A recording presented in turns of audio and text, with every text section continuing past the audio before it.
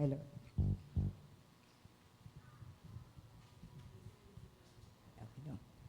Hello. Magandang umaga po sa ating lahat. Maganda po ba umaga natin? Amen. Sapagkat sapat po ang biyaya ng Diyos sa bawat isa sa atin. Sige po, bago po tayo mag-umpisa, ako po ay meron munang babasahin. Sige po, tayo po tayo. Sabi po rito sa awit 66 po, verse 1 and 2, sabi po rito, sumigaw sa galak ang mga nilalang at purihin ang Diyos ng may kagalakan. Wagas na papuri sa Kanya ay ibigay, awitan siya, luwalhatiin siya. Purihin ka aming dakilang Diyos, aming Ama, sa iyo salita sa umagang ito. Sabi nga po rito, tayo ay sumigaw sa galak sa ating pagpupuri natin ngayon sa umagang ito. Sabi nga rito, tayo po ay magkaroon ng kagalakan po sa ating pagpupuri sa umagang ito. At sabi rito, ibigay natin sa Kanya ang wagas na papuri sa umagang ito. Pasalamatan natin siya. Po, umawit po tayo ng may kagalakan ng ating puso. Dahil sa umagang ito, at lahat po tayo narito ay tunay na tagumpay. Kaya po tayo narito. Kaya dapat po natin siyang pasalamatan, purihin at sambahin sa umagang ito. Amen. Tayo po ay manalangin. Purihin ka, aming dakilang Diyos, aming Ama, sa oras na ito, Panginoon. Muli po, maraming salamat po, Panginoon, na kayo po, O Diyos, ang patuloy na nagbibigay ng lakas po sa amin. Patuloy na nag-iingat, patuloy na nagbibigay ng kagalakan, kasiyahan sa aming puso. Kaya naman po, aming Ama, sa umagang ito, hayaan nyo nga po, O Diyos, na kami po ay malaya na makapagpuri sa iyo, umawit sa iyo, Panginoon. Tunay nga po, Panginoong Hesus, na ang lahat ng meron kami, Panginoon, ay kayo po ang nagbibigay, Panginoon. Kaya karapat-dapat lamang po, Panginoon, na pasalamatan ka namin, Panginoon. Karapat-dapat lang po, Panginoon, na itaas ka namin sa buhay namin, Panginoon. Dakilang Diyos, aming Ama, sa oras na ito, samahan niyo po kami, Panginoon, sa aming pag-awit, Panginoon, pagpupuri at pagsamba, Panginoon, samahan niyo po kami. Tunay nga po, Diyos, ang aming mga puso at kaisipan ay ikaw po ang maging sentro, Panginoon. Ikaw po ang maitaas, Panginoon, sa araw na ito sa buhay namin. At higit po sa lahat, Panginoon, anuman po nakikita mo sa aming karumihan, Panginoon, maging ito'y sa aming ginagawa, iniisip, Panginoon, na hindi po nakalugod sa iyo. Patawarin niyo po kami, Panginoon, upang sa oras na ito, Panginoon, patuloy po naming maranasan ang iyong kapangyarihan, ang iyong kapuspusan, Panginoon, na ipagkakalob niyo po sa amin sa araw na ito. Tunay nga po, Panginoong Hesus, ikaw po ang maging hari sa aming puso, Panginoon. Tulungan niyo po kami, Panginoon, na sa araw na ito, Panginoon, ay lubos po namin ipagkatiwala sa iyo anumang mga alalahanin po sa aming buhay, Panginoon. Sapagkat tunay nga po, O Diyos, na kayo po ay nagmamalasakit sa amin, Panginoon. Maging sa oras na ito, Panginoon, sa mga tatayo po sa harapan, Panginoon. Itago niyo po, Ama, sa likuran ng bawat isa, Panginoon. Ikaw po ang makita at kayo po ang magbigay ng kapuspusan kagalakan sa araw na ito. Salamat po, Diyos. Ang lahat na ito, Diyos, ay dinadalangin po namin sa kapangyarihan po na yung pangalang Panginoong Hesus. Amen.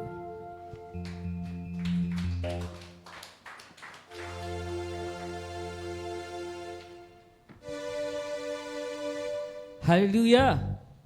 Palakpakan natin ang ating Diyos na buhay. Amen. Hallelujah. Purihin ka, Panginoon. Maraming pong salamat, O God, sa umaga pong ito, sa pagkakataon na kami, inyong mga anak, ay makapagpuri, makapagsamba sa ngalan mo. Handa na po ba tayong sambahin ng ating Panginoong Diyos?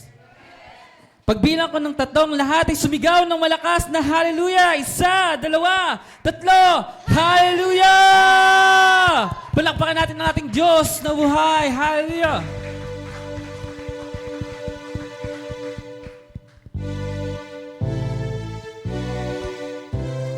Ha!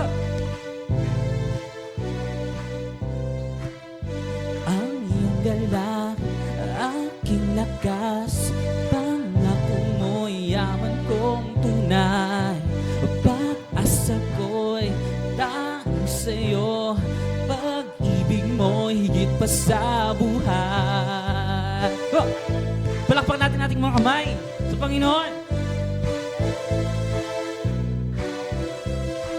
Oh, ang iyong galak, aking lakas, pangako mo'y yaman kong tunay.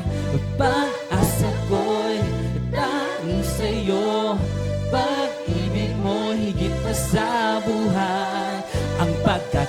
taon, ika'y kapiling ko, hindi pagpapalit sa pila o ginto. Wala nang papantay, wala nang higit sa'yo. Sa aking pagsamba, alay kailan pa man, karapat dapat at sapat ang dahilan. Wala nang papantay, wala nang higit sa'yo. Ang iyong galak, aking lakas, pangako mo'y yaman kong tunay.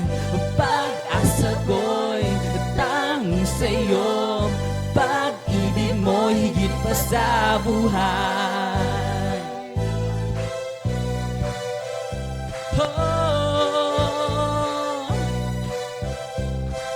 Ang pagkakataon, ika'y kapiling ko, hindi pagpapalit sa pila o ginto. Wala nang papantay, wala nang higit sa'yo.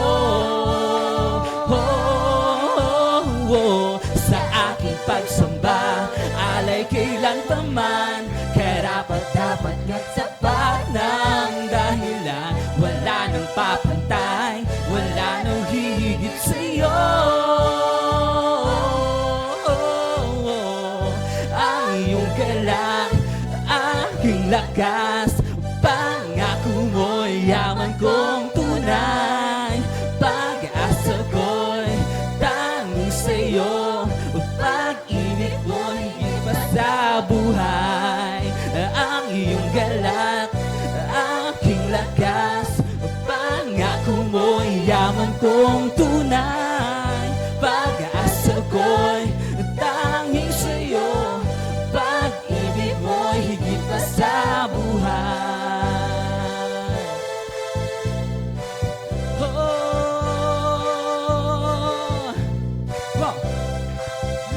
Ang iyong galak, aking lakas, pangako mo'y yaman kong tunay. Pag-asa ko'y tanging sa'yo, pag-ibig mo higit pa sa buhay.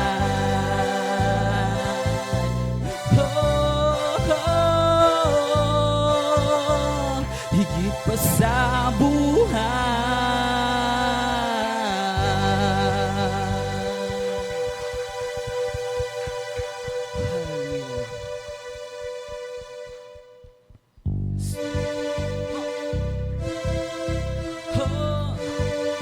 Tunay nga, Panginoon, sa buhay namin, higit sa buhay, ikaw ay sapat na at higit pa. Karapat dapat ka ng aming papurit pagsamba. Hallelujah!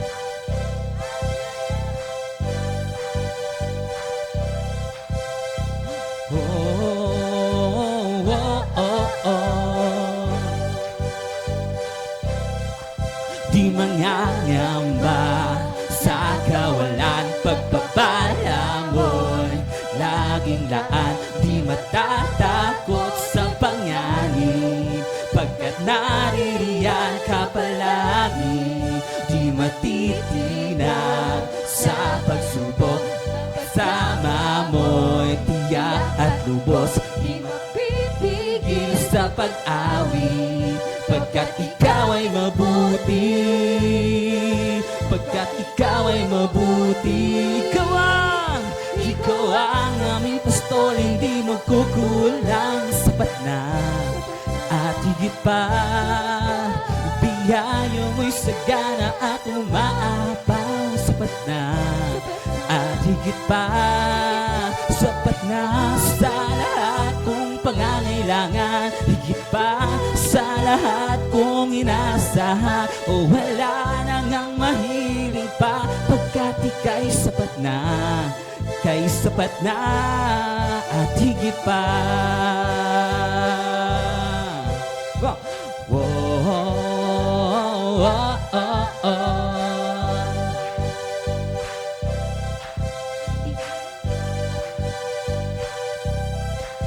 Di mangangamba sa kawalan, pagpapala mo laging laan. Di matatakot sa panganib, bibigyan ka palagi. Di matitinag sa pagsubok ang pagsama mo'y tiyak at lubos. Di mapipigil Pigil sa pag-awi, pagkat ikaw ay mabuti.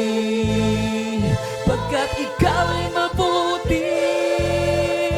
Ikaw ang aming pastol, hindi magkukulang. Sapat na at higit pa, biyaya mo'y sagana at umapaw. Sapat na at higit pa, sapat na sa lahat kong pangangailangan. Higit pa sa lahat kong inasahan. O wala nang ang mahiling pa, pagkat ika'y sapat na.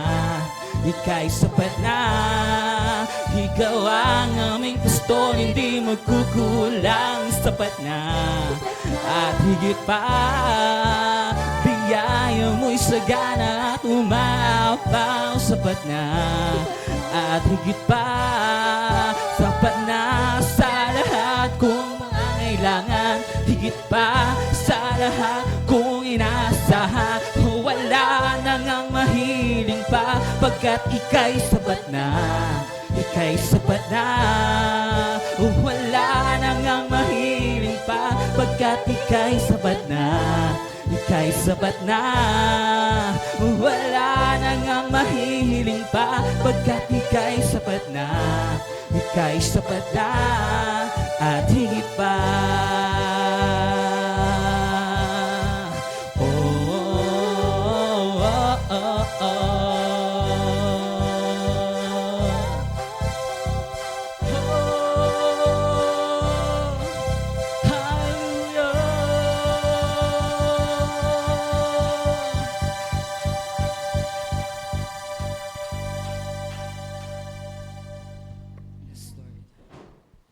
Tunay nga, Panginoon, na Ikaw lang, Panginoon, sapat na at higit pa sa lahat ng aming mga pangangailangan.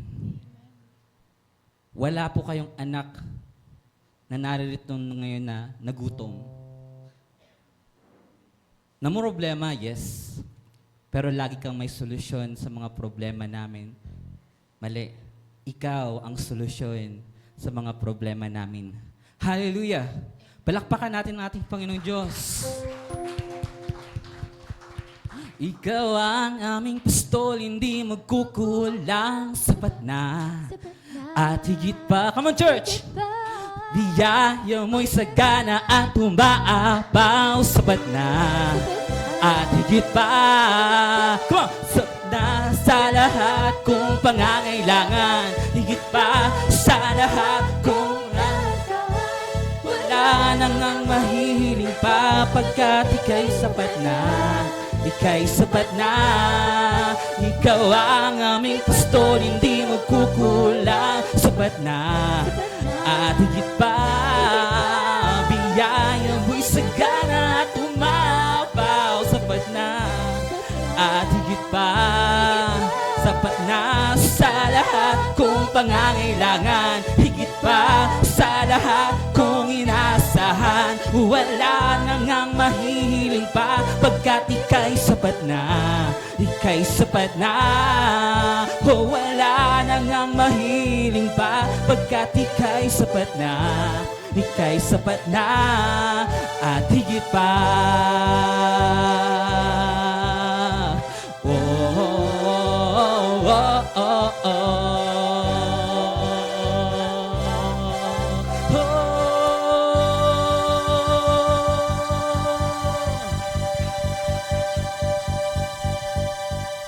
Purihin ang Panginoon. Yes, Lord God. Salamat, Panginoon, at inibig niyo po kami. Natagpuan kami ng pag-ibig mo noong mga panahon na hindi kami kaibig-ibig, O Lord God.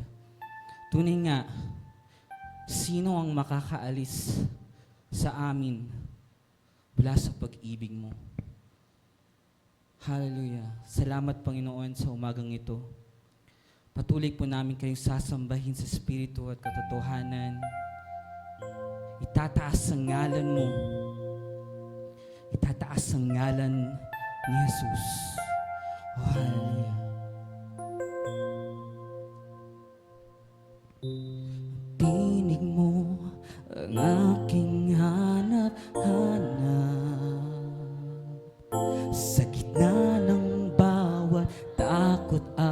paghihirap sa kabila ng aking pagkukulang. Katapatan mo, O Diyos, tanging laan. Sa puso at damdamin, ika'y mananatili. Walang hanggan ang alay mong pag-ibig.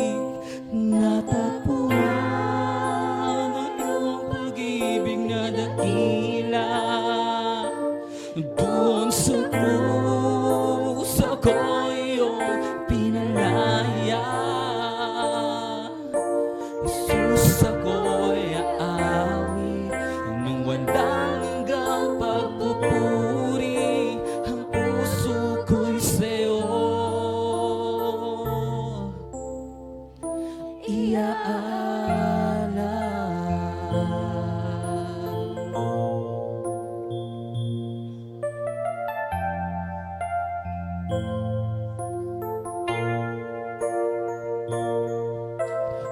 Panginoon, ikaw ang kaagapay. Kabutihan mo sa'kin di nakukulang. Panginoon, ikaw lang ang kailangan. Mapagkailanman sa'yo ako'y mananahan. Sa puso at damdamin, ika'y mananatili. Walang hanggan ang alay mong pag-ibig. Natagpuan ang iyong pag-ibig na dakila. Doon sa krus ako'y iyong pinalaya. Ako'y aawit ng walang hanggang pagpupuri. Ang puso ko'y sa'yo.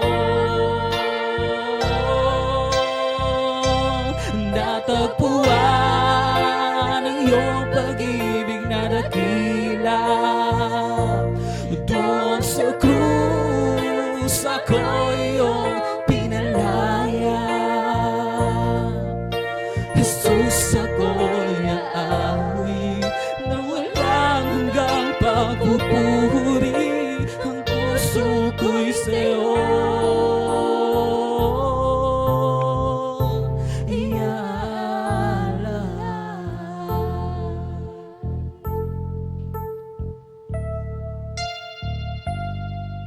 Walang ibang hangad ang puso namin, Panginoon, sa umagang ito, kundi iaalay ang aming buhay, ang aming sarili sa'yo.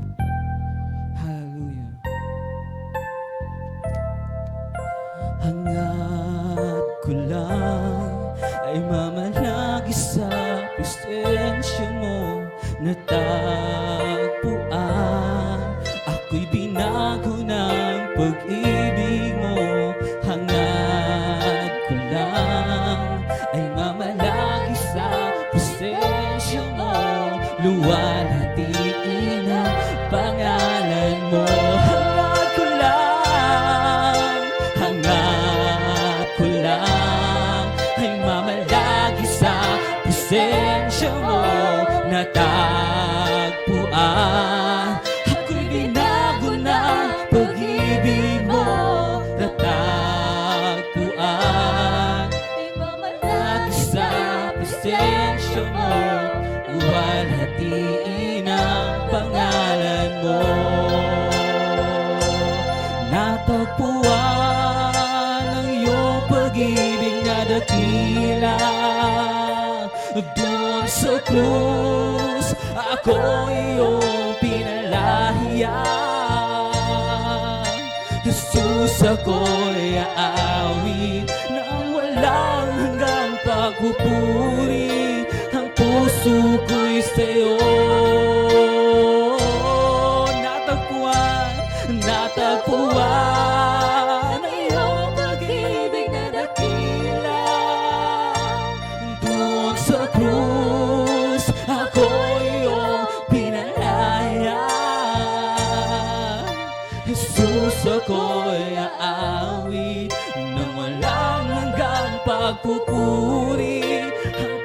suko'y sa'yo. Hangad ko lang ay mamalagi sa presensya mo, natagpuan. Ako'y binago ng pag-ibig mo. Hangad ko lang ay mamalagi sa presensya mo, luwalhati na pangalan mo. Luwalhati na pangalan mo. Luwalhati na pangalan mo.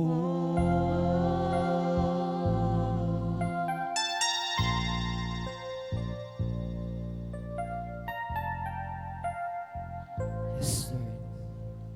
Salamat, Panginoon, na sa tuwing kami ay tumatawag sa iyo, lagi kang tumutugon. Sa aming mga panalangin, Panginoon, lagi mo kami pinapakinggan. Sa tuwing kami ay nasa dakong lihim, nakaluhod na nanalangin, mamakaawa sa iyo, Panginoon, sa iyong pagtulong, sa iyong paggabay, sa iyong mahimalang gawa, Lord God. Alam niyo, Panginoon, ang laman ng aming mga puso bago pa po namin ibigkas ang aming mga dalangin, Lord. Salamat, O God. Tunay nga na kung saan nagkatipon ng inyong mga anak, 2-3 nagkatipon sa pangalan mo, naririto ka sa aming kalagitnaan. Naririto, Panginoon, ang presensya mo. Hallelujah. Patuloy nating sambahin ng Diyos.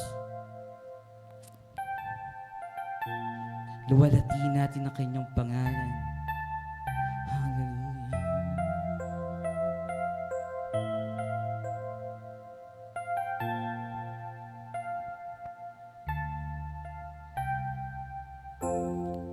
Panginoon, ang nais ko, kagandahan mo ay pagmasdan, ang pag-ibig mo sa aking tugon. Kailan may di pababayaan sa iyo lang. Matatagpuan sa iyo lamang.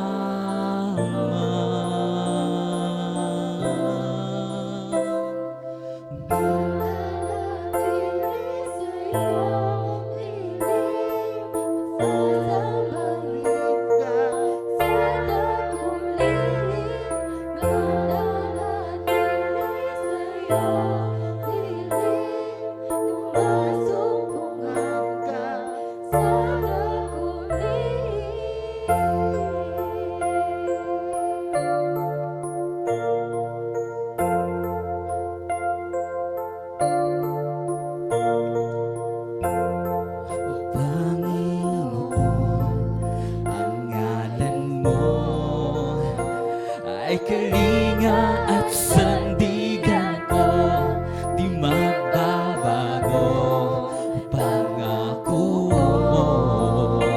Salita mo'y panghahawakan, sa iyo lamang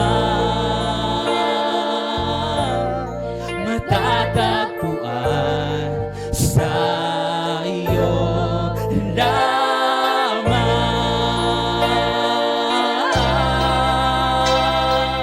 Mananatili sa'yo, lilin at sasambahin ka sa dakong lihim.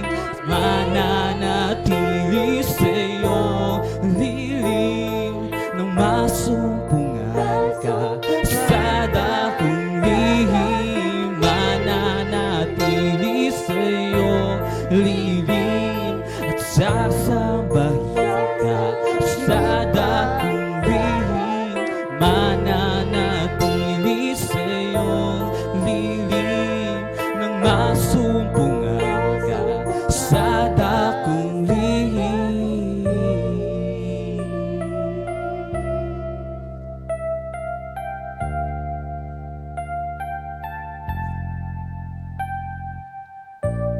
Panginoon, makamtan man po namin ang lahat ng yaman ng mundo, ito'y walang kabuluhan, ito'y walang saysay. Kung wala si Kristo sa buhay ko, kung wala si Kristo sa puso ko. Kaya sa umagang ito, Panginoon, hayaan niyo kung patuloy naming ialay ang aming papurit pagsamba sa iyo. At ipagsigaw sa buong mundo na ikaw, ang aming Panginoon, ang aming tagapagligtas. At dumating man ang araw, O Diyos, na talikuran kami ng mundo, kami ay magpapatuloy, hindi kami mangangamba, sapagkat kami naniniwala, nananampalataya sa pangako mo, na kami hindi mo iiwan, hindi pababayaan man, O Diyos. Hallelujah! At sa lilim ng iyong pakpak, kami ay mananatili sa lilim ng iyong pag-ibig, ng iyong kalinga, Panginoon, sapagkat ikaw ang aming Diyos. Ikaw ay hindi nagbabago noon, ngayon at bukas. Ikaw ang aming Panginoon. Hallelujah! At kami sa iyo magpakailanman, mananatili sa iyong lilim at sasambahin ka sa dakong lihim, mananatili sa iyong lilim nang masumpungan ka sa dakong lihim.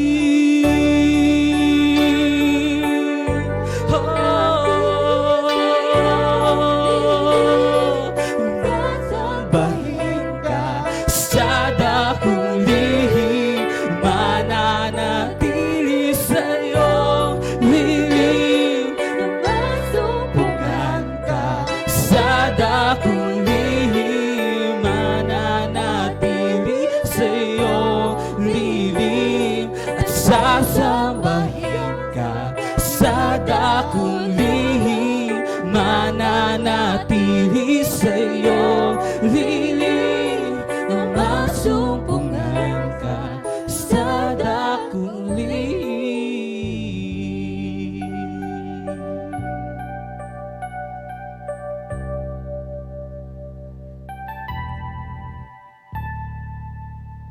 O Panginoon, ang nais ko, kagandahan mo ay pagmasdan.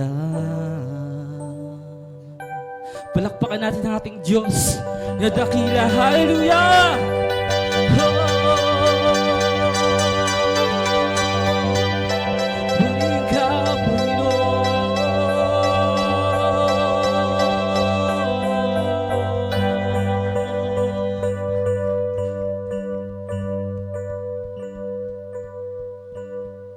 salamat, Panginoon, sa inyo pong banal na presensya sa umagang ito, God. Tunay nga, Lord, na sa tuwing kami po ay sumasamba sa iyo, nararanasan po namin ang panibagong kalakasan na nagmumula sa iyo, Panginoon. At alam po namin na kaya po naming pagtagumpayan anumang pagsubok na aming kaharapin sa linggong to. Amen po ba? Hallelujah! Purihin ka, Panginoon, at muli itaas ang pangalan mo hanggang sa matapos ang araw na ito. Tanggapin niyo po nawa ang aming papurit pagsamba, maging mabangong, mahalimuyak na insenso para sa iyo, Panginoon. At ito po ang aming samot dalangin sa tanging pangalan ng aming Panginoong Yesus, aming Diyos at tagapagligtas. Ang lahat ay sumigaw ng Amen! Hallelujah!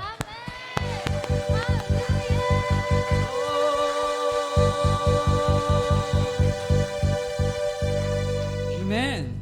Lahat po ba tayo na nagumpay nasa pangalan ng Panginoon? Amen. Amen. Hallelujah. At ganyan naman, i-share po natin ang ating kagalakan sa bawat isa. Batiin po natin ang bawat isa habang kinakanta po natin ang sapat na at higit pa. Sapagkat ang Diyos ay sapat na at higit pa sa buhay ko at sa buhay mo. Amen po ba? Amen. Ha!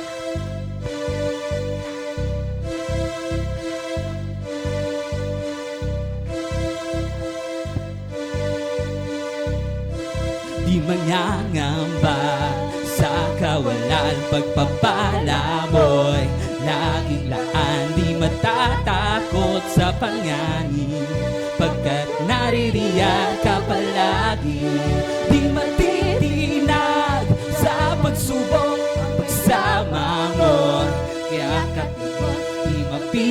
pipigil sa pag-awit, pagkat ikaw ay mabuti. Bawat isa ay sigaw, pagkat ikaw ay mabuti. Ikaw ang aming pastol, hindi magkukulang, sapat na at higit pa. Biyaya mo'y sagana at umapaw, sapat na at higit pa. Sapat na sa lahat kong pangangailangan, higit pa sa lahat kong inaasahan. Wala nang ang mahiling pa, pagkat ika'y sapat na, ika'y sapat na at higit pa. Oh, oh, oh, oh, oh. Di mangangamba sa kawalan, pagpapala mo'y laging laan. Di matatakot sa panganib, pagkat naririyan ka palagi. Di matitinag sa pagsubok, pagsama mo'y tiyak at lubos. Di mapipigil sa pag-awit, pagkat ikaw ay mabuti.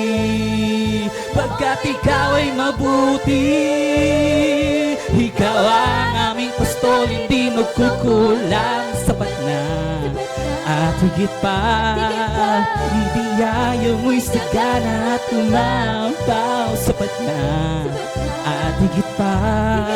Sapat na sa lahat kong pangangailangan, higit pa sa lahat kong nasahan. Wala nang ang mahiling pa, pagkat ika'y sapat na, ika'y sapat na.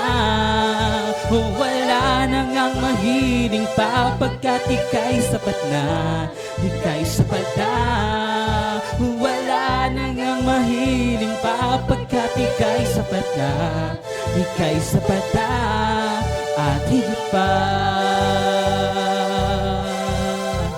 Oh, oh, oh, oh, oh.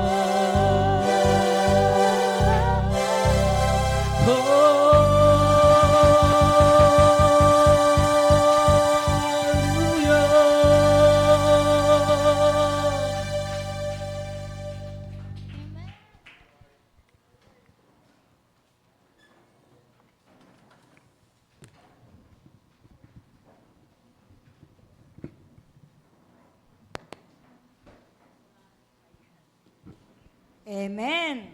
Tunay talaga ang Diyos ay sapat na at higit pa sa buhay natin. Amen po ba? Amen. Ano po? O sige po, sa oras na ito, sino po yung magpapasalamat sa ating Panginoon dahil ang kanyang buhay ay sapat na at higit pa ang ginawa ng ating Panginoon. Sino po unang magpapasalamat sa ating Panginoon? Si Ate. Ate Rose.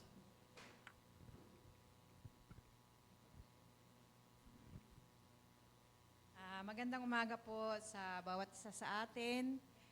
Glory to God. At naka-attend po ako ng ating service, Sunday service. At tunay na napakabuti ng Panginoon. Talagang sabi ko nga, siya yung nagbibigay ng way.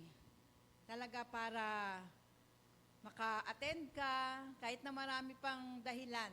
Talagang ibibigay niya yung way na yon para makapakinig ka ng banal na salita ng Panginoon. At nagpapasalamat ako sa kalakasan, sa kagalingan, at sa paggising sa umaga. Di ba sabi nga, maging masaya tayo dahil tayo ginising ng Panginoon. At thank you Lord, at dahil sa iyo lahat ang papuri at pasasalamat. Amen. Amen. Talaga naman po, paglagahangad po ang ating puso na tayo po ay makadalo sa gawain, talagang mangyayari talaga dahil hinahangad po natin yun. Ano po? Sino pa po? Sino pa po magpapasalamat sa Panginoon? Wala na ba? Si Ate.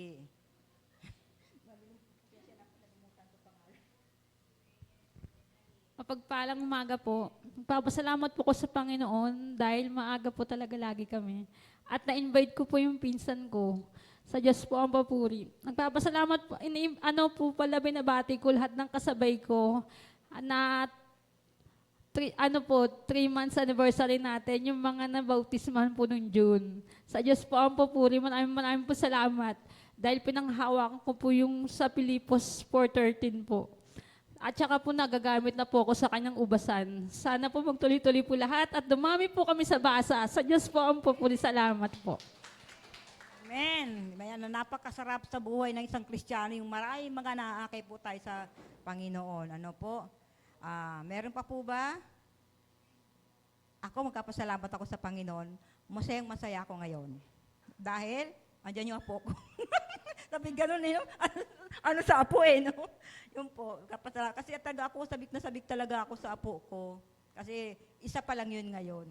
Pero grabe po yung aking kasabikan. Kaya pag nakikita ko, kumbaga sa ano yun ang pumapawi ng lahat ng aking pagod. No po. Kaya mamaya ako po ay, ganun na, no? Excited eh, no? O, sino pa po? Pati apo na, paano na yun? Yati na yan.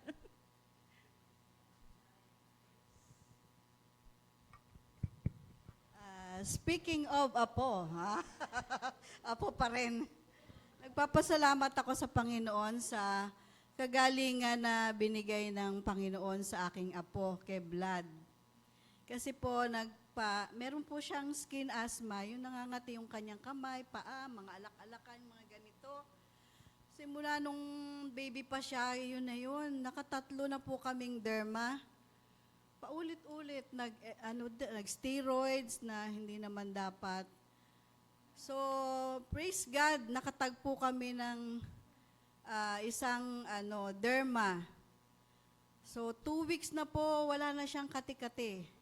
Kaya maraming salamat sa Panginoon na dinako niya kami dun sa derma na yon na lang pala, petroleum jelly lang pala. Tapos, binabalutan siya ng gasa paggabi para hindi niya kamutin. Kaya praise God na na po yung kanyang pangangati, wala na pong pula-pula, and I pray na tuloy-tuloy na po yun ng kanyang paggaling. Kaya to God be the glory. Amen. Tagang tuloy-tuloy na po yung kagalingan ng inyong apo Ate Dayal. Sige po, wala na po. Sige po, kung wala na po, ibigay na po natin sa ating pastor, Pastor Casimir. Teopelo Casimir. Sorry po. Nakalimot na naman po ako. Lord, tiyatawagan ko na po si Pastor. Limot. Praise. Yan. Pwede naman kasing Pastor Nono na lang eh. Nahirapan patuloy kayong alalahanin yung tunay kong pangalan. Anyway, sa Panginoon ho ang ating tuon sa umagang ito. At una po, nagpapasalamat po kami sa lahat ng mga kapatiran na nanalangin, nagbigay, nakibahagi, no? At mismong pumunta noong ating 39th anniversary. Sino po sa inyo naroon ng linggo? Taas ang kamay. Ayan. Yung present ng linggo, taas ang kamay. Ayan. So, praise God. At kung titingnan po, ito po yung panibagong taon. No? Panibagong taon na ito eh. Hindi tayo calendar year. No? Kumbaga, ito yung pagsisimula natin ulit. Ito na yung 40th year. No? Amen? At next year ay celebrate natin ang 40th anniversary. At medyo special ho yan. No? Amen. So, maganda ho talaga na simulan natin ang taon na tayo ay masigasig at tapat sa Panginoon. Amen, mga kapatid? No? Kaya hindi ko alam kung bakit yung iba nating mga kapatid ay wala ngayon. Pero alam ko rin na meron po tayong mga kapatid talaga na may mga pagsubok na kinakaharap. No? At isama po natin sila sa panalangin. Mamaya nga po, pinapaalam ko na po sa inyo, no? Isa natin kasing kapatid, si Brother Wilmar, ay siya yung driver natin ng linggo eh, no? Actually, kagagaling pangalan niya sa ospital, nagbantay siya sa tatay niya, nasa heart center. Pero nabalitaan namin isang araw na pumanaw na po yung tatay niya. No? So, Isama po natin yung family nila sa panalangin. Mamaya po, uuwi po sila sa Mindoro. Kasama yung pamilya, kasama yung Sister Relina at maring iba pang mga kapamilya nila para yun nga, makiramay. No? At actually, dalhin din yung tatay nila doon dahil dyan po sa heart center namatay. So, alam ko meron tayong mga kapatid na may mga pagsubok ngayon, kaya maaring wala sila. So, isama rin po natin sila sa ating panalangin. Amen? So, tayo po ba'y handa na makinig ng salita ng Diyos? Amen? Tayo po lahat ay tumayo. At actually, ang aking pong mensahe ngayong umaga ay yung tema din po natin ng ating anniversary. No? Pero medyo binago ko lang ng konti. Standing firm. No? Yung pagtayo natin na may katatagan. At ang atin din pong babasahing talata ngayon ay yung ating pinaka-verse ng ating anniversary, 1 Corinthians chapter 15, verse 58. Yan. Okay. I think if a flash naman dyan sa harap. Ito pong sinabi sa New International Version. Therefore, my dear brothers, stand firm, let nothing move you. Always give yourselves fully to the work of the Lord, because you know that your labor in the Lord is not in vain. Sabi po sa Tagalog, kaya nga mga kapatid, magpakatatag kayo at huwag matitinag. Magpakasipag kayo sa gawain para sa Panginoon. Yamang alam ninyong di nasasayang ang inyong pagpapagal para sa Kanya. Amen mga kapatid? Amen. So tayo po ay manalangin. O aming Ama, muli po kami ay lumalapit sa iyong banal na harapan na may kapakumbabaan, may pagsamba, may pagpapasalamat sa aming mga puso. Muli sa nagdaang linggo na kami ay inyo pong iningatan, tinulungan at kami pinagpala ninyo sa maraming paraan. Salamat Panginoon na dahil sa iyong biyaya, kami po ay nakakatayo pa rin. Kami po ay natili pa rin sumusunod sa inyo. Alam po namin, O Diyos, na hindi ito sa sarili naming lakas o galing, kundi dahil sa inyo pong katapatan at ang inyo pong kalakasan na binibigay sa amin.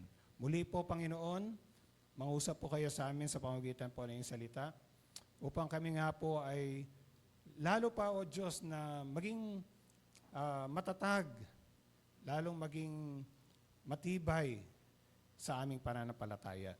Dahil alam niyo rin, Panginoon, na marami kaming mga kinakaharap na mga pagsubok, kasama na rin po yung aming mga kahinaan na sama-sama, Panginoon, na naghahangad na kami ay ibagsak. Pero alam po namin, O Diyos, na kayo ang magpapatayo sa amin. Dahil kami ay nakatayo sa isang matibay na pundasyon at walang iba kundi ang aming Panginoong Yesus. Panginoon, ganun din po, tinataas po namin sa inyo ang aming mga kapatid na dumadaan ngayon sa pagsubok. Tinataas po namin ang pamilyang Dimaano. Kayo po ang patuloy na magbigay ng iyong kaaliwan, ng inyong pong kalakasan, katatagan sa kanila. At kung ano naman po ang kanilang mga pangailangan, kayo rin po tumagpo. At ganoon din sa iba na mga kapatid na alam ko na meron din pong mga kanya-kanyang pagsubok na pinagdadaanan. Lord, kayo po ang magbigay po ng iba yung kalakasan sa kanila at pag-asa. Salamat po, Panginoon. At muli ay aming sinusuko ang aming mga sarili sa inyo. At dumadalangin kami na ang kalooban niyo pa rin ang patuloy na matupad at maganap sa aming buhay. Salamat po, Ama, magayang lingkod. Yung ito'y tago niyo po sa likuran ng iyong kalawlatian. Sa inyo po namin ibinabalik lahat ng kapurihan, kalawlatian sa pangalan ng aming Panginoong Yesus. At ang lahat ng mga anak ng Diyos ay magsabi ng Amen and Amen. Amen. Hallelujah. Amen. Praise God. Thank you, Lord. Alam niyo po, ano man po ating pinagdadaanan sa buhay, kailangan po tayo ay patuloy na pumuri sa ating Panginoon. Amen? No? Kahit meron tayong mga kabigatan, ah, meron tayong mga problema. No? So ngayong umaga, ang aking pong topic ay standing firm. No? Standing firm. O yung sinabi nga sa 1 Corinto 15:28 na tayo ay magpakatatag. Magpakatatag. At alam ko mga kapatid, ang buhay natin ay hindi nawawalan ng mga pakipagbaka, no? Hindi nawawalan ng mga hamon, hindi nawawalan ng mga pagsubok. No? Kahit tayo ay masayang pumupuri sa Panginoon, alam ko meron tayong mga kanya-kanya mga pasanin. Pero salamat sa Panginoon dahil tinutulungan niya tayong maging matatag. Tinutulungan niya tayong manatiling nakatayo sa kabila ng mga ito. Pero sa gitna ng mga bagay na ito, kailangan po talaga tayong, sabi nga dito, magpakatatag at huwag matitinag. Kaya ang layunin ng mensaheng ito ay lalo pa tayong tulungan at turuan ng Panginoon kung paano tayo maging matatag at hindi tayo matitinag. Gusto niyo po ba yan mga kapatid? Amen? Pero bago yan, ang unang dating pag sinabing standing, no, yung pagtayo, no? Kumbaga, nung mga panahon namin, nauso yung tinatawag na Guinness Book of World Records. Alam niyo ba yan? No? Actually, meron pa akong libro nun eh. Guinness Book of World Records. Yung nandun yung mga pinakamataas na tao, no? Yung basta yung mga pinaka. Okay? Medyo nagtingin-tingin lang ako. Ano ba yung pinakamatagal na itinayo ng isang tao? Ibig sabihin isang tao, ano ba yung pinakamatagal na oras na nagawa ng isang tao na siya ay nakatayo, na hindi siya umuupo, na hindi siya, basta nanatili siya nakatayo. Medyo tinignan ko lang. Kasi mahirap yung nakatayo ka lang, di ba, mga kapatid, no? Minsan pag nag-aantay tayo, nakatayo tayo, minsan nangangalay tayo. No? Pero alam niyo, ang world record sa pagtayo ay hawak ng isang Indiano. Ang pangalan niya si Karan Singh. No? Siya ay nakatayo sa loob ng 80 hours. 80 hours. 80 hours and 35 minutes. So, gano'ng katagal ba yung 80 hours? Yon ay halos 3 araw yon mahigit. Di ba? Kasi 24 times 3, 72. Kanya 78. Biro nyo yon, yung taong yon nakatayo 3 araw.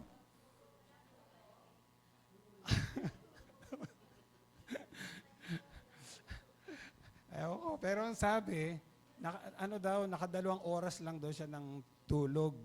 Pero naisip ko, syempre, kung matutulog siya, dapat nakasandal siya, di ba? Okay, so siguro, hindi ko na nalaman kung paano yung nagawa yun. Pero 2 oras lang daw ang tulog niya kada gabi. Pero nanatili siyang nakatayo ng 3 araw. Wow. Huh? Gusto niyo bang subukan yan, mga kapatid? baka matalo natin si Karan Singh. Pero palagi ko, nahirap talaga yan. Ang tawag nga sa kanya, the Iron Man of India. Okay? Iron Man of India. Anyway, kung ang tao, sinikap niyang makatayo ng matagal, tayo sa ating spiritual na buhay, nais din natin bilang mga Kristiyano na tayo ay manatiling nakatayo sa ating pananampalataya. Amen, mga kapatid? Ayaw natin na tayo ay mabuwal, ayaw natin na tayo ay bumagsak. At salamat sa Panginoon dahil magagawa po natin ito. Dahil alam niyo ba, ang Lord, hindi siya magbibigay ng utos sa atin na hindi natin magagawa. Kasi madi-discourage lang tayo pag halimbawa sinabi ni Lord, magpatawad ka, pero hindi mo pala kayang gawin at hindi ka niya tutulungan, di ba? So itong utos din ni Lord na magpakatatag at yung hindi tayo matinag, kaya yan sinabi ni Lord dahil alam niyang magagawa natin. Amen, mga kapatid? So tingnan muna po natin yung basis for standing firm. Alam mo kasi ang Bible, pag binasa mo yan, halimbawa itong 1 Corinthians 15:58. Sabi diyan, therefore, o kaya nga, pag nakita nyo na yung salitang therefore na yan, ibig sabihin, may basehan yan. May dahilan kung bakit sinabi yung kaya nga. No? Merong nauna, may naunang binanggit na ang magiging resulta nun ay tayo ay magpapakatatag at hindi tayo matitirag. So tingnan muna natin, ano ba yung mga naunang sinabi? No? Ni Apostol Pablo, bago niya isulat itong kaya nga, mga kapatid, magpakatatag tayo. Yung nauna po rito, kung babasahin natin, ay patungkol sa tagumpay ng ating Panginoong Yesus. Amen? So, kung babasahin natin yung verses 54 to 56, ang sabi rito, kapag napalitan na ng walang pagkabulok ang nabubulok at napalitan na ng walang kamatayan ang namamatay, natutupad ang nasasaad sa kasulatan, nalupig na ang kamatayan, ganap na ang tagumpay. Okay? So nalupig na, o kaya natalo na ang kamatayan. Death has been swallowed up in victory. Kaya nga sabi diyan, where, O death, is your victory? Nasaan kamatayan ang iyong tagumpay? At sino ang nagtagumpay? Unang nagtagumpay sa kamatayan. Walang iba kundi ang ating Panginoong Yesus. Amen. No? Siya ay nagtagumpay nung siya ay nabuhay na muli. No? Nagtagumpay siya sa kamatayan na pinakita niya sa kanyang pagkabuhay na muli. At siya ay nagtagumpay din sa kasalanan. Dahil nasabi sa verse 56, ang kamandag ng kamatayan ay ang kasalanan. At ang lakas ng kasalanan ay nagmumula sa kautusan. So, hindi lang siya nagtagumpay sa kamatayan sa pamamagitan ng kanyang muling pagkabuhay, pero siya ay nagtagumpay din sa kasalanan nung siya ay namatay sa krus. No? Dinalan niya yung ating mga kasalanan, naging makasalanan siya, no? Alang-alang sa atin, pero hindi naman siya na, sabihin nating natalo nung kasalanan. Inako lang niya yon para yon ay bayaran niya ng kanyang dugo, ng kanyang buhay. Amen, mga kapatid? So, at hindi lang yan, mga kapatid, hindi lang siya nagtagumpay sa kasalanan, sa kamatayan at kasalanan, pero siya ay nagtagumpay din sa mga sitwasyon sa buhay. Yung mga tinatawag nating circumstances of life. No? Ibig sabihin, yung mga pinagdadaanan natin, yung mga nararanasan natin, lahat ng yan napagtagumpayan ng ating Panginoong Yesus. Amen. No?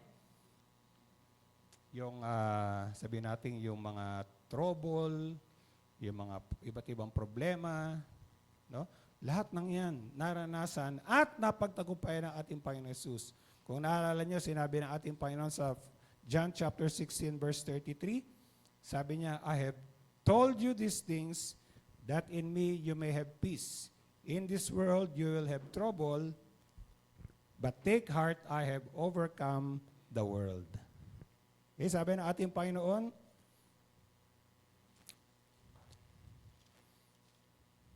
ang sabi niya, mayroon kayong kapigatian dito sa sanlibutan, ngunit lakasan nyo ang iyong loob na pagtagumpayan ko na ang sanlibutan. I have overcome the world. Ibig sabihin, napagtagumpayan ng Panginoong Yesus yung lahat ng mga kapigatian, lahat ng mga iba't ibang mga problemadong sitwasyon sa mundo. Napagtagumpayan yan. So, ano ang sinasabi dito sa 1 Corinthians chapter 15, verse 58? Una, tingnan muna natin sinabi sa verse 57 pala. 1 Corinthians 15:57. Sabi diyan, "But thanks be to God, He gives us victory through our Lord Jesus Christ." So ito po yung mga kapatid, ang basihan ng ating pagiging matatag ay una, ang katotohanan na si Jesus ay nagtagumpay. Amen. Pero hindi lang siya nagtagumpay, yung tagumpay niya, binibigay niya sa atin. Amen? Parang sinasabi niya, nagtagumpay ako. Ngayon, kayo rin ay magtatagumpay dahil sa akin. Amen? Kaya nga sabi diyan, thanks be to God, He gives us. Binibigyan niya tayo ng tagumpay sa pamamagitan nino ng ating Panginoong Jesus. So kaya yun ang sinabi ng Apostol Pablo, yun ang basihan mga kapatid, nang sinabi niya ngayon sa verse 58 na magpakatatag tayo at huwag matitinag. Dahil una, si Jesus ay nagtagumpay at pangalawa, yung tagumpay niya, binibigay niya sa atin. Amen? Dahil tinanggap natin ang Panginoong Jesus, sino sa atin dito ang tumanggap na sa Panginoon bilang kanyang tagapagligtas at Panginoon? Taas ang kamay. Amen. Kung si Jesus ay nasa atin, sino ang laban sa atin? Di ba? Kasi siya na nasa atin ay nagtagumpay. So meron bang makakatalo sa Panginoon? Wala. At siya ay nasa atin. So tayo ay tutulungan din ng Panginoong Yesus na magtagumpay. Now, tingnan natin yung sinabi sa verse 58. Tingnan natin yung command to stand firm. No? The command to stand firm. Sabi dyan, stand firm. Sa ibang translation, sa King James, ang ginamit na salita ay, be ye steadfast. Be ye steadfast. Okay? Stand firm. O kaya be steadfast. Ano yung sabihin ng being steadfast? Ako kasi talaga, pag ako nag-aaral ng salita ng Diyos, ayaw kong ilagay yung aking sariling, yung aking pagkaunawa doon sa, ayaw kong ituro yung aking pangunawa, baka magkamali ako eh. So ang gagawin ko, titinan ko, ano ba ang original na kahulugan ng salita? No? So sa Griego, ang salitang steadfast means to be settled or to be, sabi dyan, metaphorically of moral fixity. O kaya ibig sabihin ito, to be firm. Ibig sabihin, pag settled ka, ikaw ay nakapirme. Ha? Ikaw ay, basta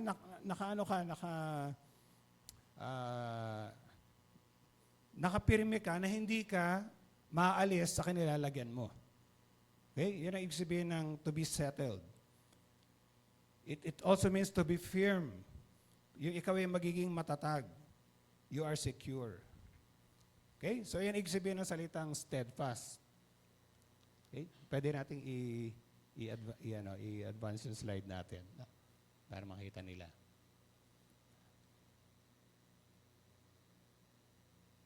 Okay. So, yan ang ibig sabihin yan, nung steadfast, yung magpakatatag. Okay? Ano namang ibig sabihin nung huwag matitinag? Yung sabi doon, let nothing move you. O kaya sa King James, ang sabi doon, unmovable. Unmovable. Ang ibig sabihin nito ay, ganun din. No? Ikaw ay firm. You are immovable. Hindi ka natitinag. Hindi ka naalis sa iyong kinalalagyan. So, kumbaga, matatag ka na nakatayo. Hindi ka, yung sinabi kasing move, Now, unmovable, yung ginamit na word na move, is to shake. So, hindi ka na yuyugyug, no? Hindi ka natatangay sa iyong kinalalagyan. No? Parang ano yun parang, sige tuloy mo lang, meron akong nakitang larawan na parang ganyan, no? Nakatayo ka pa rin. Kasi yung ibig sabihin doon na move is to shake. It is the action of stormy wind. Yung parang nagagawa ng malakas na hangin. No? Naranasan niyo ba yung kayo ay sumuong sa bagyo na talagang halos tangayin ka ng hangin? Naranasan niyo na ba yun? Siguro hindi naman natin ginagawa yun, di ba? Pinapatila natin. No? Pero siguro kung naranasan niyo yun, yung halos matangay ka na ng hangin. No? So parang gano'n ang idea ng to be moved. Pero ang sabi ng Panginoon, pwede palang mangyari na hindi tayo matitinag. Kahit may mga hampas ng mga problema at pagsubok sa buhay natin, hindi tayo madadala nun. Nakatayo pa rin tayo. Amen mga kapatid? No? So ang sabi doon, magpakatatag tayo, huwag tayong matitinag. Now, tinignan ko muna sa Biblia yung mga lugar na kung saan binanggit yung salitang stand firm. Kasi yan palang, yung utos na yan ay hindi lang natin mababasa sa Bagong Tipan. Even in the Old Testament, maraming beses na sinabi ng Panginoon sa kanyang bayan na magpakatatag kayo. Magpakatatag kayo. So, tinignan ko lang yun. Saan ba natin makikita yon? Para makita natin, ano ba yung mga sitwasyon na kung saan kailangan tayong talagang maging matatag. At huwag tayong matitinag. Okay? So, tingnan muna po natin yung mga ganong mga halimbawa sa Lumang Tipan. No? In the Old Testament, kung naalala ninyo, noong ang mga Israelita ay nakalabas na ng Egypt at habang nandun sila sa ilang, hinabol sila ng mga Ehipsyo. No? Kasi na-realize ni Pharaoh na, bakit ba natin pinaalis yung mga taong yun? No?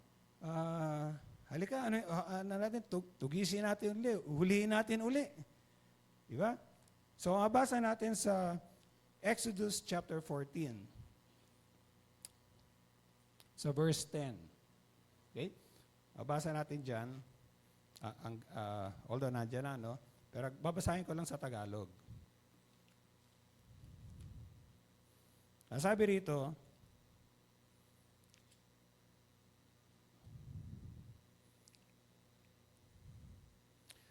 pinagharian ng matinding takot ang mga Israelita na makita nilang dumarating ang Paraon at ang mga Ehipsyo. Okay? So, ito na nga yung hinabol sila ng mga taga-Egypt. Okay? Hinabol sila. Alam niyo, gusto kong, actually, nakita niyo na siguro kanina, ang unang sitwasyon na kung saan kailangan tayong maging matatag ay kung tayo ay humaharap sa mga malalaki at mga tila di malampasang mga hamon sa buhay. If you are facing seemingly great and unsurmountable challenges or battles. Naranasan nyo ba yung may biglang problemang dumating sa iyo na parang sa tingin mo, parang hindi ko kaya to? Naranasan nyo ba yung gano'n? Yung pakiramdam nyo parang ang bigat-bigat ng problema ito, parang siguro hindi ko alam kung paano ko malalampasan to. Di ba, kapatid? Palagi ko tayong lahat naranasan natin yan. At sa mga ganong sitwasyon, nais ng Diyos na tayo ay maging matatag. Okay? At pero siyempre, kung dumarating yun yung ganong mga sitwasyon sa buhay natin, anong naramdaman natin? Anong unang-unang naramdaman natin? Natatakot tayo, di ba? Inisip natin, ako, ano kayong mangyari sa akin? No? Gagaling pa kaya ako? Ano ba ako, ma-hospital ba ako? No? O kaya, basta marami tayong mga naiisip na posibleng mangyari. At dahil doon tayo ay natatakot. Okay, yun ang naranasan ng mga Israelita. Nasabi nila, sila ay natakot, pero sa pagkatakot nila, they cried out to the Lord. Tumawag sila sa Panginoon. Okay? Now, isang example yan. Pangalawa, kung naalala nyo, sa 2 Chronicles chapter 20, isa na namang pagsubok na hinarap ng mga Israelita, nung merong malaking hukbo, magkakasamang hukbo ng mga Moabita, sabi rito sa chapter 20 verse 1, dumating ang panahong nilusob ng mga Moabita at Amonita si Josaphat. Okay? So, malaking hukbo ito na mga kaaway nila. Actually, tatlong armies ang nagsanib puwersa para sila ay lusubin. Okay? At sabi rito, nabahala si Josaphat at siya ay sumangguni sa Panginoon. Okay? So, isa pa rin sitwasyon yan. At pangatlo, actually kaya ko ito binibigay sa inyo dahil sa bawat sitwasyon na to, ang sinasabi ni Lord sa kanila, magpakatatag sila. Okay? So yung pangatlo naman, ito maaaring hindi tayo masyadong familiar dito, yun sa Isaiah chapter 7 verses 1 and 2. Pero kung naalala niyo, parating binabanggit ni Pastor yung Isaiah chapter 7 verse 9. Ayaw ko lang kung naalala ninyo. Pero parating niyang binabanggit. Nasabi doon, if you will not stand, ano nga yung sabi doon? If you will not stand firm in your faith, you will not stand at all. Parating binabanggit ni Pastor yan. Pero ang context niyan, na sinabi ni Lord dyan, ay nung minsan din, may mga hinarap uli ang mga Israelita na makaaway nila. Ito naman ay yung pinagsanib puwersang mga hukbo ng Aram, ng Ephraim, at ni Remalia. Actually, Remalia, ano yun hari ng Israel. Ibig sabihin, yung Juda ang lulusubin mismo ng mga kapwa Israelita nila. No? At sabi nga sa Isaiah chapter 7 verse 1, ng kapanahonan ni Akas na anak ni Jotam at apo naman ni Uzzias na hari ng Juda, ang Jerusalem ay sinalakay ni Rezin, hari ng Syria, at ni Peka, anak ni Remalia, hari ng Israel. Ngunit hindi sila nagtagumpay. Okay? So, binanggit ko lang yan dahil later on, merong sinabi si Lord sa kanila. Okay? So, yun ang unang sitwasyon. Kapag tayo yung maharap sa mga tila malalaki at tila hindi malampasang mga hamon at problema sa buhay natin. Pangalawa, kailangan tayong magpakatatag kapag tayo rin ay may kinakaharap ng mga tinatawag na issue ng doktrina. Okay? Pero sa ngayon, maaaring hindi natin masyadong nadadama, pero sa bagong tipan, may dalawang pagkakataon na sinabi na sinabi si Apostol Pablo sa mga Kristiyano na sila ay magpakatatag. Bakit? Sa Galatians chapter 5 verse 1, nasabi niya diyan, pinalaya tayo ni Kristo upang manatiling malaya. Magpakatatag nga kayo at huwag nang paalipin uli. Bakit? Bigyan ko lang kayo ng konting background ng Galatians. Kaya ito sinulat ni Apostol Pablo sa mga taga-Galacia dahil may mga pumasok sa kanilang mga tinatawag ng mga Judaizers na sinasabi sa mga kapatiran, hindi lang sapat na kayo ay sumampalataya lang kay Lord. Kailangan sundin ninyo yung mga ilang utos sa kautusan. No? So, parang sinasabi sa kanila, kailangan, para talaga kayo maligtas, ay gawin nyo yung mga inuutos sa kautusan. So, ang tawag po doon ay legalism. Legalism. Yung bang, parang sinasabi, hindi sapat lang yung pananampalataya sa Panginoong Yesus. At maraming natatangay doon. No, maraming natatangay. Kaya sinulat ni Apostol Pablo tong Galatia na sinasabi sa kanila, magpakatatag kayo, huwag kayong paalipin uli sa kautusan. Pinalaya na kayo dun eh. No? At pangalawa, nung sumulat naman siya sa mga taga-Thessalonica, sa 2 Thessalonians chapter 2, verses 1 and 2, ito naman ang kinaharap ng mga kapatiran sa Thessalonica. Merong mga nagtuturo na dumating na ang araw ng Panginoon. The day of the Lord has come. Ang sabi rito ni Apostle Pablo, 2 Thessalonians chapter 2, verse 1 and 2, tungkol naman sa pagparito ng ating Panginoong Jesucristo at sa pagtitipon niya sa atin, ipinamamanik namin sa inyo mga kapatid na huwag kayong magugulat agad o mababahala sa balitang dumating na ang araw ng Panginoon. Huwag kayong maniniwala kahit sabihin nilang ito'y hula o pahayag o kaya sulat na galing sa amin. Ano naman ang kumakalat na balita? Dumating na si Lord. Dumating na si Lord. So yung mga kapatiran, medyo naguguluhan sila, no? Dumating na si Lord. Paano nangyari yun?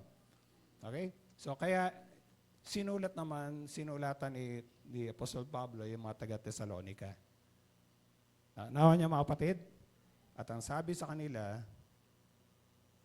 later on, na sila ay they should stand firm and hold on to the truth. Mamaya babasahin natin yan. Gusto ko lang makita natin yung mga sitwasyon.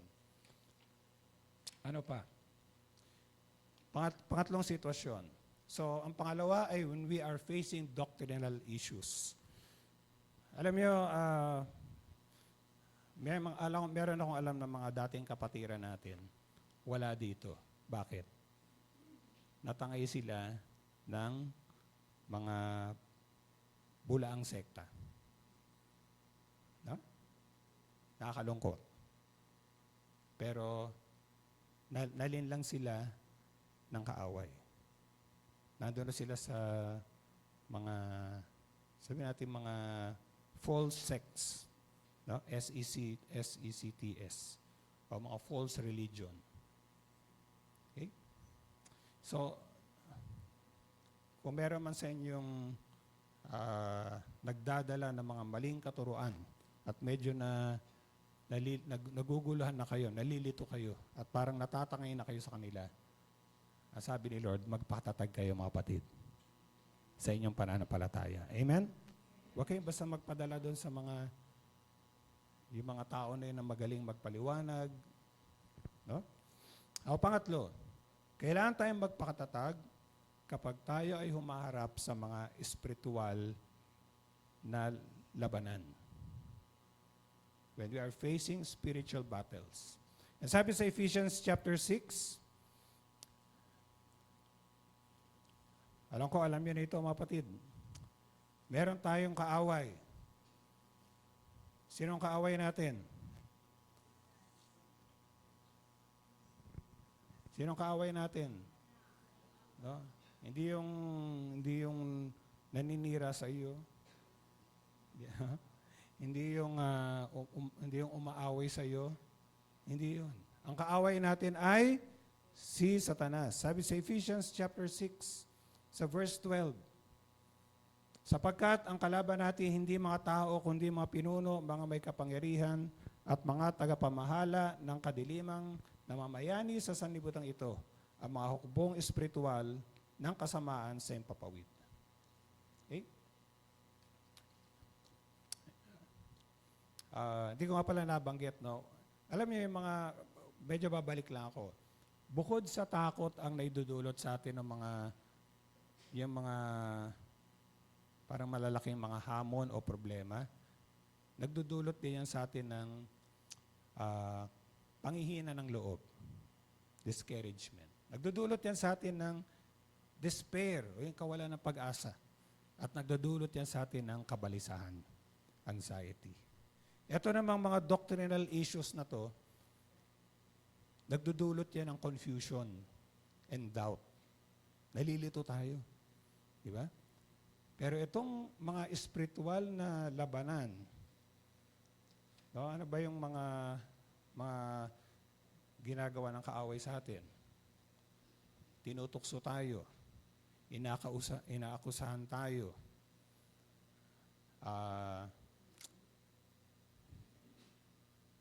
Nagkakaroon tayo ng sama ng loob, hindi pagpapatawad sa puso natin. Yan ang mga gawa ng kaaway. Amen, mga kapatid? No? At pag nangyayari yan sa atin, kailangan tayong magpakatatag. Kailangan tayong huwag tayong matitinag sa mga bagay na yan. At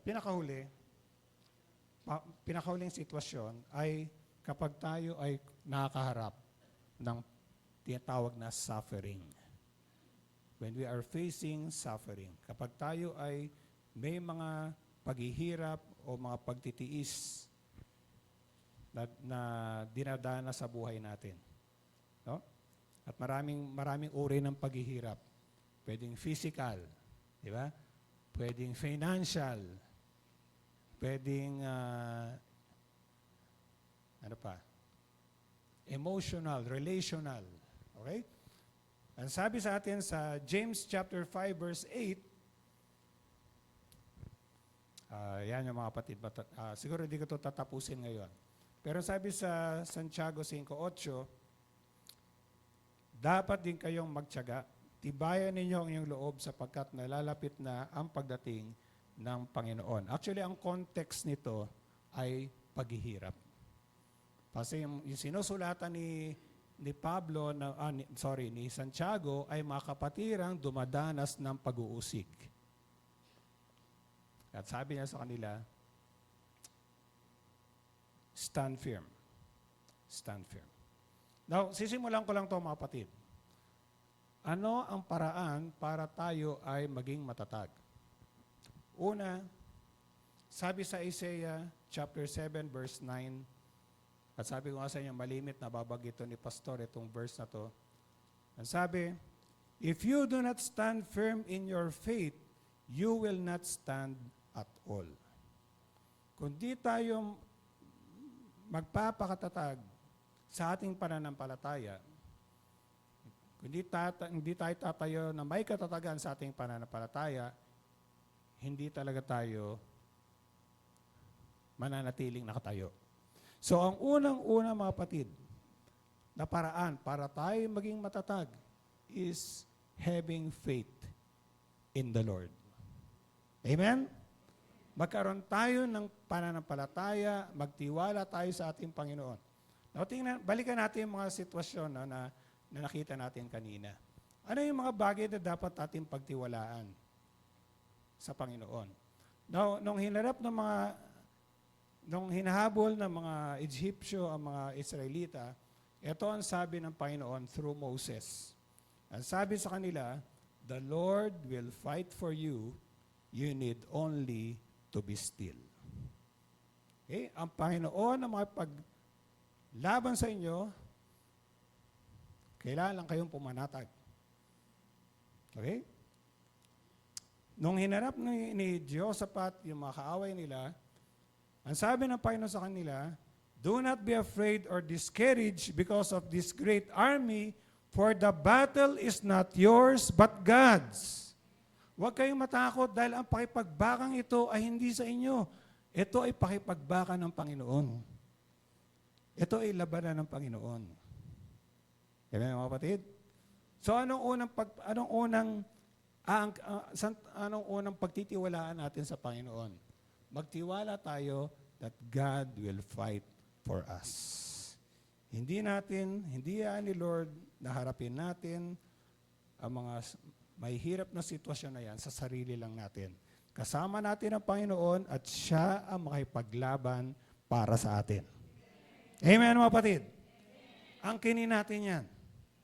Angkinin natin na pag hinaharap natin yung mga hamon na yan, yung mga problema na yan, sabihin natin, Lord, alam ko kasama ko kayo. Kayo ang makipaglaban para sa akin. At syempre, pag si Lord ang nakipaglaban, sinong mananalo? Si Lord. Amen, kapatid? Pangalawa, angkinin natin, dahil nung hinarap nga nila yung mga Ehipsyo, ito naman sinabi pa ni Moses, do not be afraid, stand firm, and you will see the deliverance the Lord will bring you today. The Egyptians, you see today, you will never see again.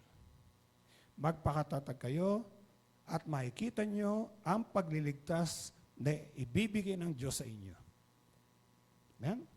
Alam nyo, halos ganun din sinabi niya kila Jehoshaphat sa 2 Chronicles chapter 20 verse 17. Sabi niya, do not be sabi, stand firm and see the deliverance the Lord will give you. Magpakatatag kayo at makikita nyo ang pagliligtas ng Diyos sa inyo. So anong pangalawang pangahawakan natin? Na hindi lang ang Diyos ang makipaglaban sa atin, pero siya ang mag-iingat at siya ang magliligtas sa atin. Amen! Kung ano man ang masamang balak ng kaaway, mga kapatid, dahil kasama mo ang Panginoon, iingatan ka niya. At ililigtas ka niya. Hindi magtatagumpay ang kaaway. Magtiwala tayo sa Panginoon. Yun ang pangalawa. Ang sabi sa Isaiah chapter 7 verse 7, this is what the sovereign Lord says, it will not take place. It will not happen.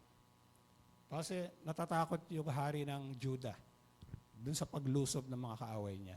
Ang sabi ni Lord, hindi mangyayari yun. Hindi mangyayari yun. No? Ibig sabihin, iingatan kayo ni Lord. Hindi niya pahintulutan na kayo ay malusob ng mga taong yan. Okay? At pinakahuli, at dito ako magtatapos. Naalala ko itong katotohanan ito. Magtiwala tayo na ang Diyos ang magpapatatag sa atin. God or the Lord will make us stand. Sabi sa Romans chapter 14 verse 4, to their own master's servants stand or fall, and they will stand, for the Lord is able to make them stand.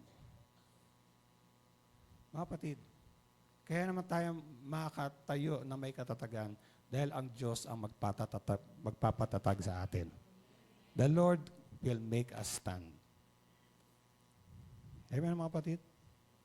Because Jesus is our firm foundation. He is the rock on which we stand. No? May nagsabi nga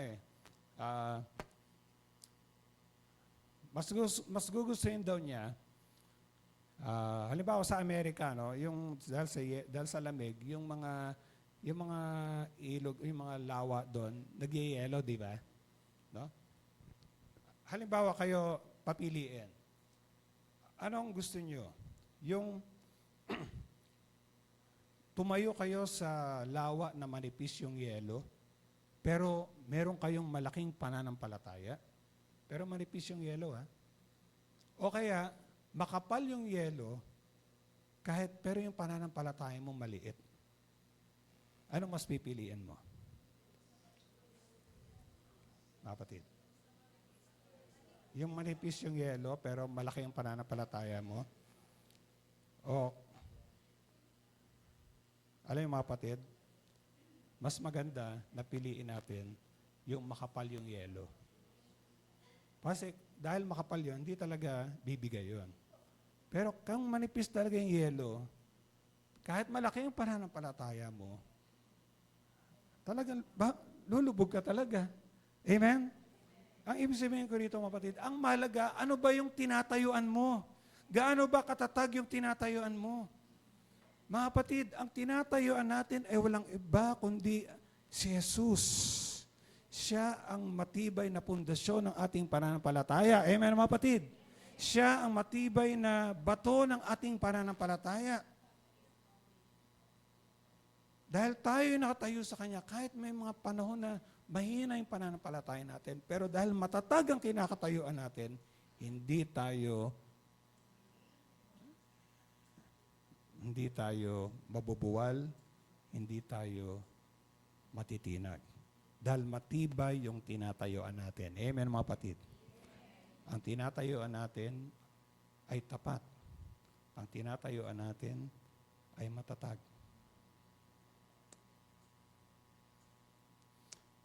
Dito po ako magwawakas sa mga kapatid dahil baka yung ating mga sikmura ay hindi matatag.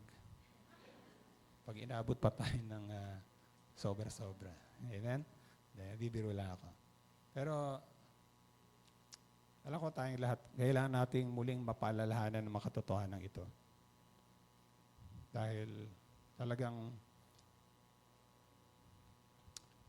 dumarating sa atin ang mga sitwasyon na parang naisip natin, Lord, kakayanin ko ba talaga to? Kakayanin ko ba to? Pero, ang katotohanan, dahil kasama natin si Lord, makakaya natin yan. Amen, mga kapatid? No? Magagawa pa rin nating magpakatatag at hindi matitinag dahil kasama natin ang Panginoon. Tayo po yung manalangin. Panginoon, sa umaga pong ito, patuloy niyo po na gawing buhay ang mga salita niyo po sa amin. Mangusap din kayo ng personal sa bawat sa po sa amin, Panginoon. Kung paano kinausap niyo po ang mga anak ninyo. Ang mga lingkod ninyo na humarap din, Lord, sa mga mahihirap na mga pagsubok. Pero ang sabi niyo sa kanila, magpakatatag sila. Dahil kasama niyo po kami. Kasama niyo sila. Kayo ang makapaglaban. Kayo ang mag-iingat at magliligtas. At kayo ang magpapatatatag sa iyong mga anak.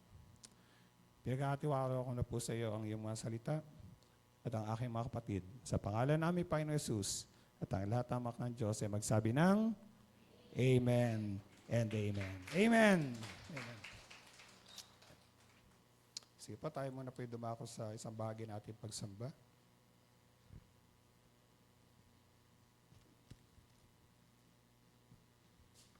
Alam ko minsan marami ako mga binibigay ng mga verses, pero kung gusto nyo makahingi ng kopya po ng mga mensahe na yan, sabihin nyo lang po. Sige po, ngayon po, tayo po ay tumungo sa isang bahagi ng ating gawain ay ang pagbibigay. So, ngayon po, ano nga ba ang pagbibigay?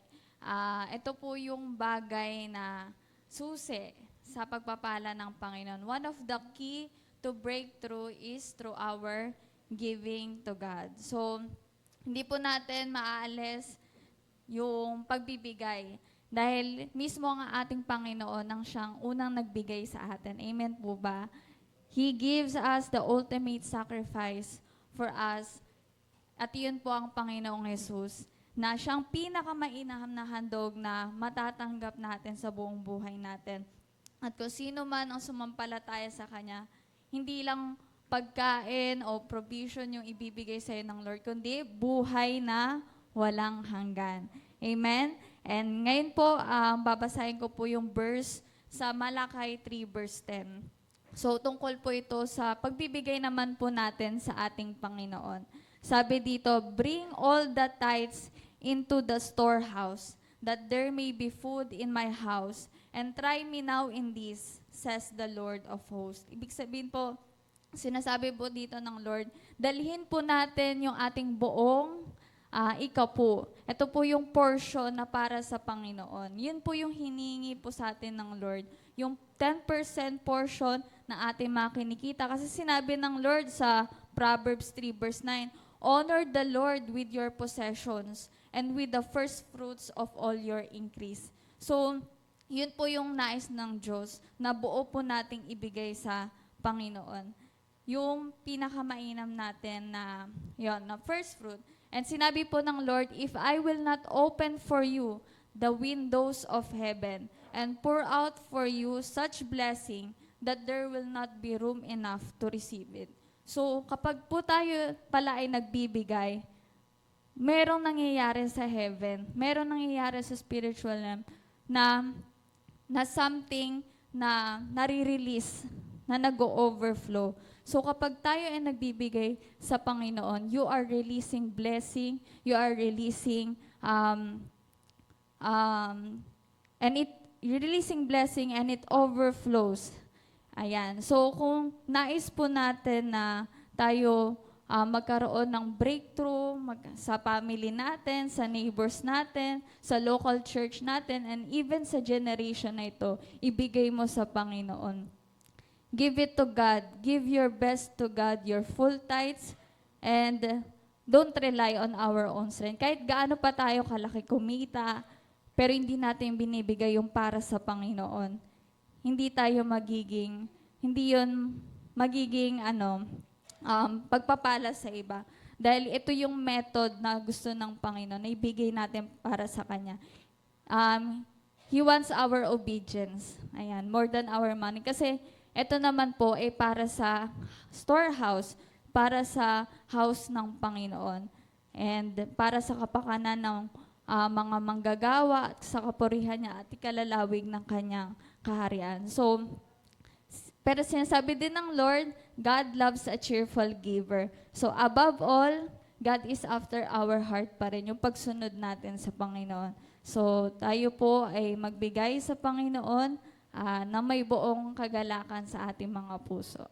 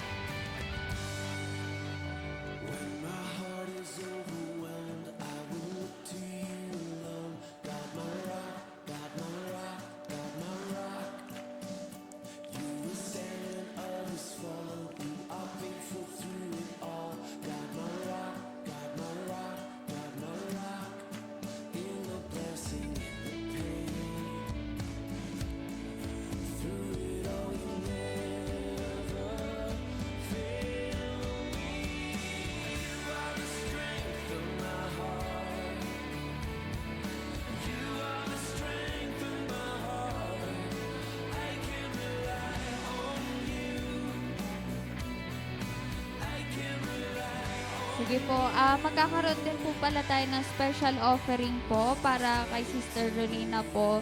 Dahil yung nasabi po kanina ni Pastor na pumanaw po yung kanyang biyanang lalaki na si Kuya Isidro Di Maano.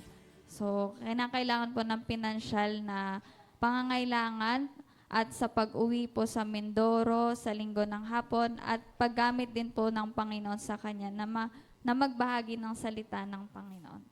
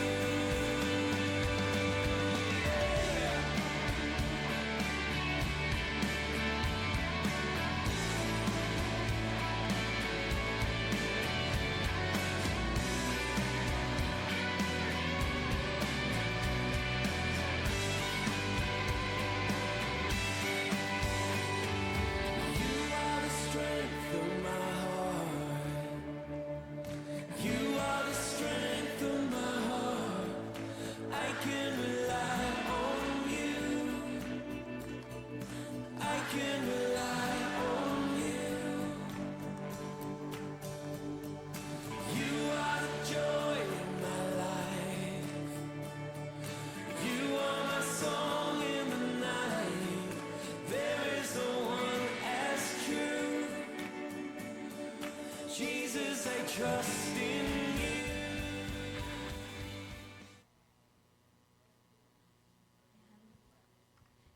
po, ipanalangin po natin ang ating mga kaloob sa Panginoon. Aming Ama, maraming salamat po sa mga pagpapalang ito, Lord God, na ipinagkaloob niyo po sa amin. Salamat po dahil kami po ay makapagbibigay, Panginoon, sa inyo. Salamat po, Panginoon, dahil kayo po ang Diyos na siyang unang nagbigay, Panginoon, sa amin. Kaya kami, Lord, ay nakapagbibigay rin. Maraming salamat, Lord, sa buhay ng bawat isa at pagpalain niyo po, Panginoon, sila. Gaya po ng inyong sinabi, you will pour out your blessing, Panginoon, sa bawat isa if we try, Panginoon, and we obey you, Panginoon.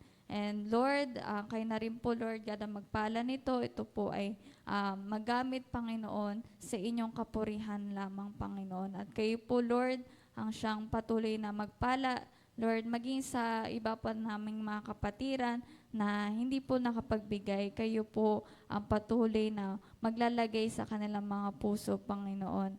At Lord, kami po ay lumago rin, Panginoon, sa aming pagkakilala, Panginoon, sa inyo. We thank you, Jesus. We praise you.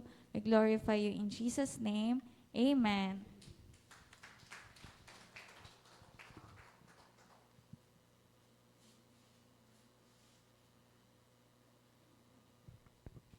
At tayo po ulit tumayo bilang paghahanda sa pagtanggap po natin ng banal na hapunan ng ating Panginoon.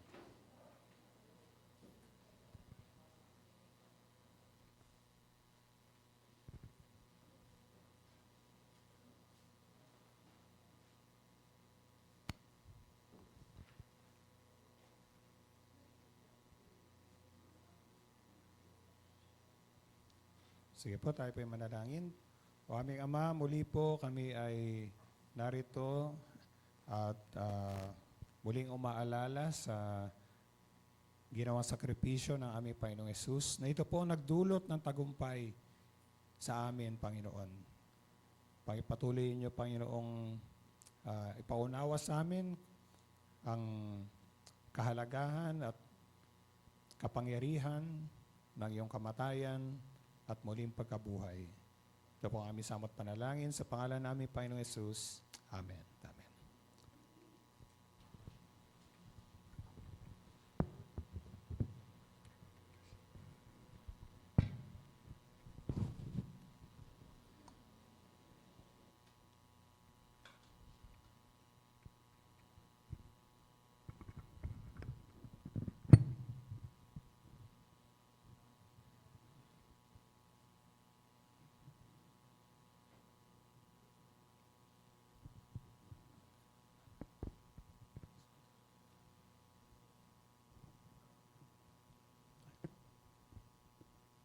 Praise.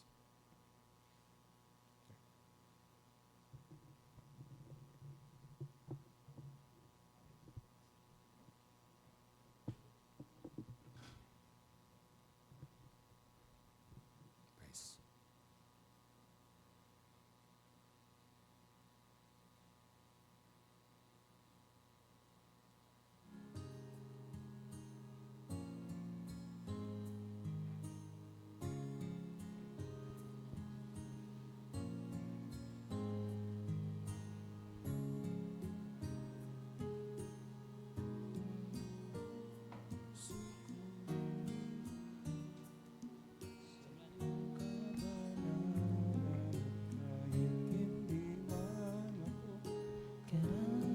Karapat-dapat sa biyaya, dugo mong nilaas.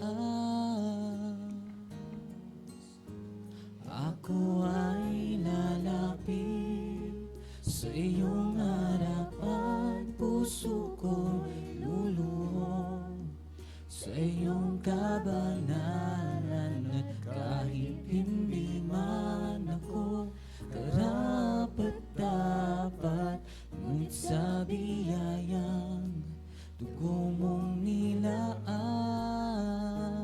O Jesus, at aalay ng pagpupuri sa iyo.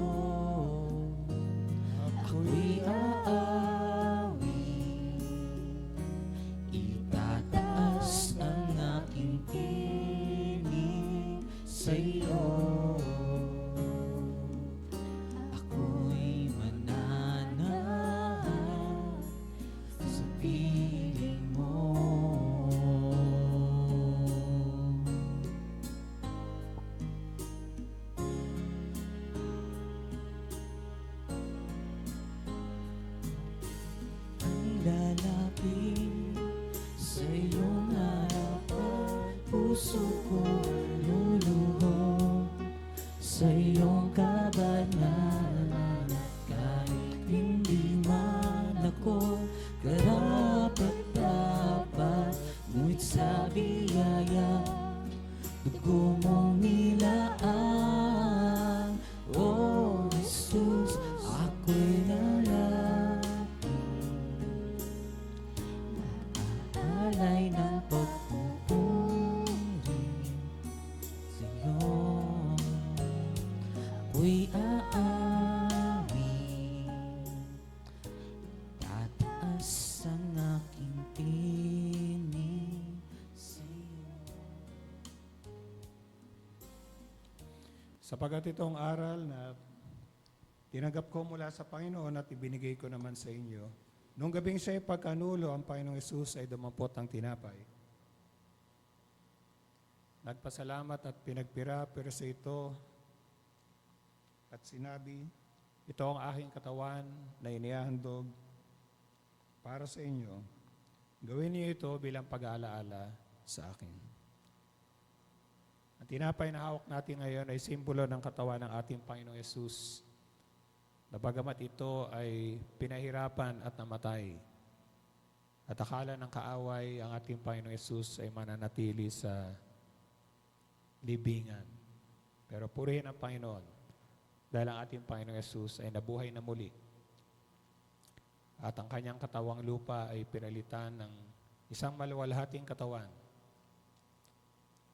na ito ay anino ng gagawin din ng Panginoon sa atin na sumasampalataya sa Kanya.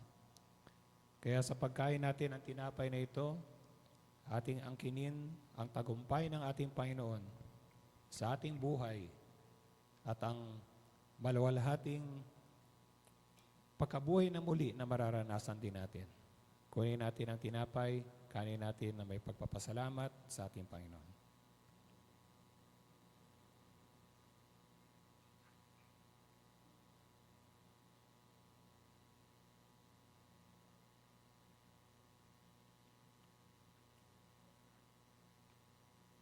Matapos magapunan, dumampot siya ng kopa at sinabi, ang kopang ito, ang siyang tipan na pinagtitibay ng aking dugo. Tuwing inumin ninyo ito, gawin ninyo bilang pag-aalaala sa akin. Pagkat tuwing kakain kayo ng tinapay na ito at iinom sa kopang ito, ipinahayag ninyo ang kamatayan ng Panginoon hanggang sa kanyang muling pagparito. Ang kopang ito ay simbolo ng dugo ng ating Panginoong Yesus. Nang sabi sa banal na kasulatan, napagtagumpayan nila ang dyablo sa pamamagitan ng dugo ng kordero. Ang dugong ng ating Panginoong Yesus ay hindi lang naglilinis ang ating kasalanan. Ito rin ang nag-iingat sa atin at nagbibigay sa atin ng tagumpay mula sa ating kaaway. Kunin natin ang kopa, inumin natin na may pagpapasalamat at pagtitiwala sa kapangyarihan ng dugo ng ating Panginoong Yesus.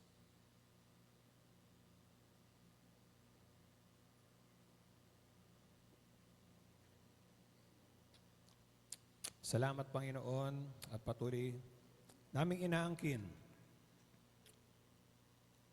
ang tagumpay na tinamo ng aming Panginoong Yesus ay tagumpay din namin sa aming buhay dito sa lupa. Sa inyo po namin binabalik lahat ng kapurihan at kaulalatian. Sa pangalan ng aming Panginoong Yesus, lahat ay magsabi ng Amen. Amen. Amen. So maaari muna po tayo makaupo para sa ilang announcement.